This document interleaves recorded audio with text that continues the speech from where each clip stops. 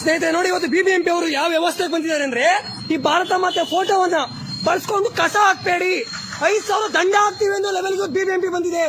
ಬೆಂಗಳೂರಿನ ಬಸವನಗುಡಿ ಏರಿಯಾದಲ್ಲಿ ಜಯನಗರ ಲಿಮಿಟ್ಸ್ ಅಲ್ಲಿ ಕನಕಪುರ ಮೇನ್ ರೋಡ್. ಏನ್ ಸರ್ ನಿಮ್ಮ ಹೆಸರು? ಯಾರು ಕೊಟ್ಟಿದ್ದಾರೆ ದೇವ್ರ ಫೋಟೋ ಅಂತ ಕೇಳಿ?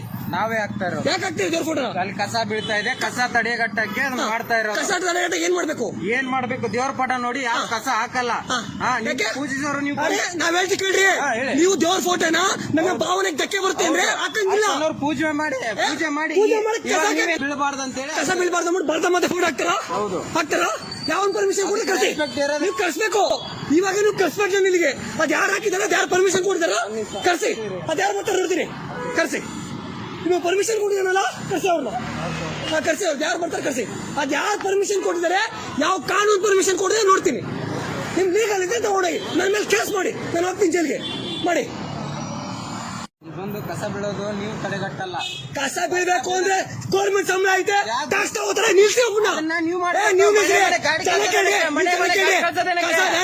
ದೇವ್ರ ಫೋಟೋ ಇರೋದು ಕಸ ತಡೆಗಟ್ಟಲ್ಲ.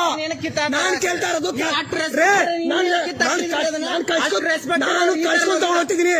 ಕಳ್ಸ್ಕೊಂತ ಹೋಗ್ತಿದ್ದೀನಿ, ಸರಿನಾ?